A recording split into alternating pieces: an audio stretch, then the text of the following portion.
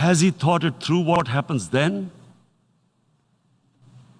Mr. President, has anyone thought that what happens when there is a bloodbath? What do you think the impact will have on people of Kashmir? What do you think they will think? The way they have been boxed in their houses, treated like worse than animals, no rights. Thousands of all the political leadership has been arrested, taken out of Kashmir. Even those Kashmiri leaders who were pro-India have been taken out. 13,000 boys have been picked up and taken to God knows which destinations. So what do they think? What will the people of Kashmir do when they lift the curfew? They will be out in the streets. And what will these soldiers do? They will shoot them. They've already used pellet guns, blinded young boys. In the last 6 years, the 5 years, the oppression that has gone on in Kashmir. And so, Kashmiris will be further radicalized. Mr. President, there will be another Pulwama. And guess what? India will blame us. They're already blaming us. They're saying all this is happening because of Pakistan. One of their defense ministers said there are 500 terrorists lined up on the border to go in. Why would Pakistan send 500 terrorists when there are 900,000 troops? What impact are they going to make? What will they do? And why would? Don't we know that the moment there is some terrorist attack, all that will happen is there will be further cruelty and oppression of the people of Kashmir. We will just give the 900,000 troops to further crush the people of Kashmir.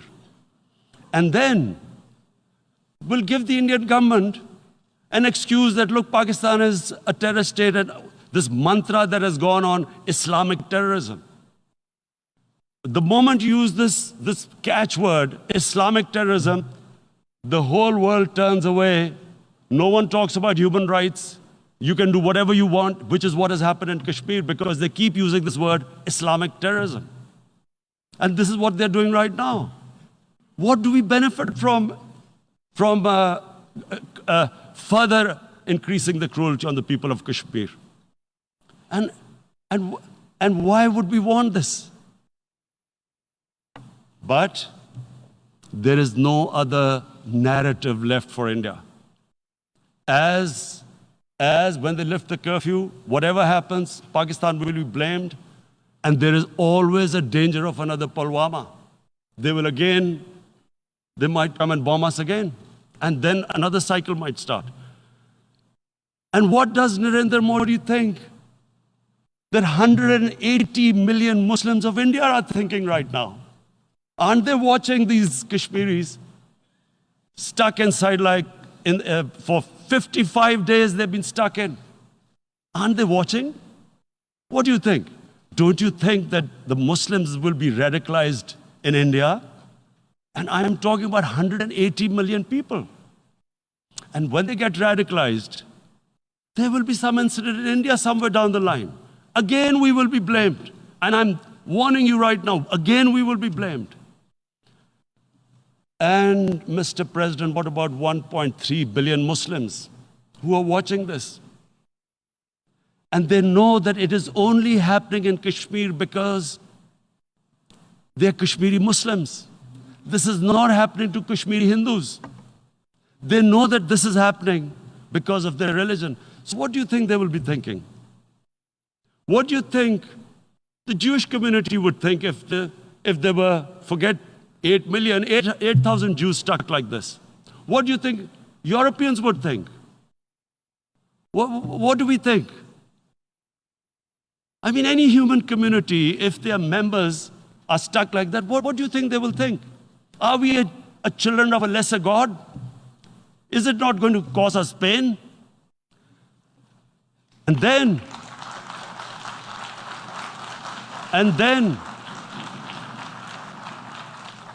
I'll tell you what will happen. People will, in the 1.3 billion Muslims, someone will pick up arms. I know We've been brought up with films, Western films. This good, decent guy doesn't get justice. He decides to pick up a gun and start seeking justice. There was a film made in New York, famous film called Death Wish. This guy gets mugged by and his family, his wife gets killed or something. He can't get justice. He picks up a gun and he goes around shooting muggers. And the whole cinema cheers him on. So what do you think the Muslims are thinking right now? If there is a bloodbath, there will be Muslims becoming radicals, not because of Islam, but because of what they will see, that there's no justice when it comes to Muslims. There were Rohingya Muslims, Myanmar, who are, God knows, almost 1 million people out, ethnic cleansing. What was the response of the world community? So what do you think will be the response of 1.3 billion Muslims? I picture myself. I'm in Kashmir. I've been locked up for 55 days. I have heard about, and there are rapes, Indian Army going into homes, soldiers. Would I want to live this humiliation? Would I want to live like that? I would pick up a gun. You're forcing people. You are forcing people into radicalization. When people lose the will to live, what is there to live for? And this is what, if you can do this to human beings, you are actually radicalizing people.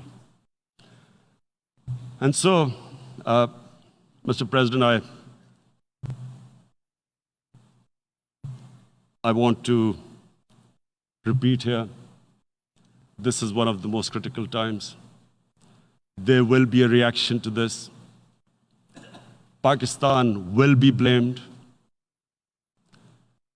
2 nuclear-armed countries will come face to face like we came in February.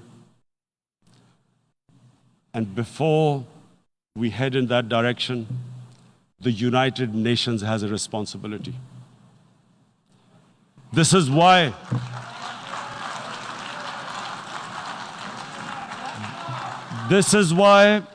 the United Nations came into being in 1945. You were supposed to stop this happening. I feel we are back to 1939. Munich. Czechoslovakia has been taken, annexed. What is the world community going to do? Is it going to appease a market of 1.2 billion, or is it going to stand up for justice and humanity?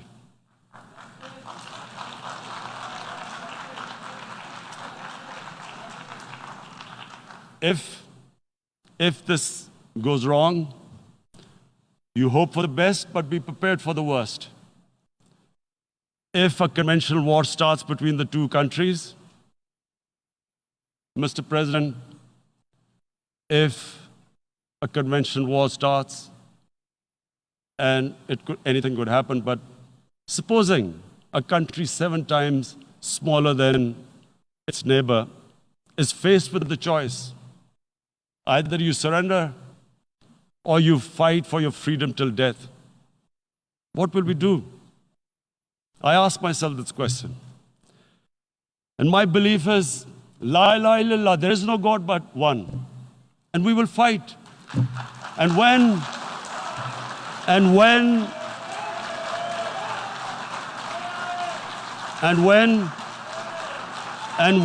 a nuclear-armed country fights to the end, it will have consequences far beyond the borders.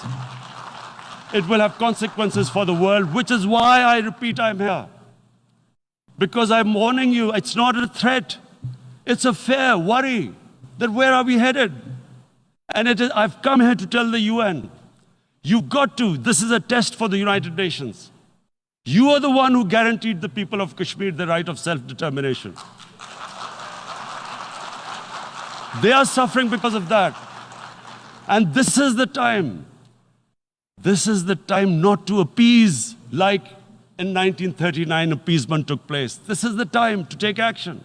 And number one action must be that India must lift this inhuman curfew, which has lasted for 55 days.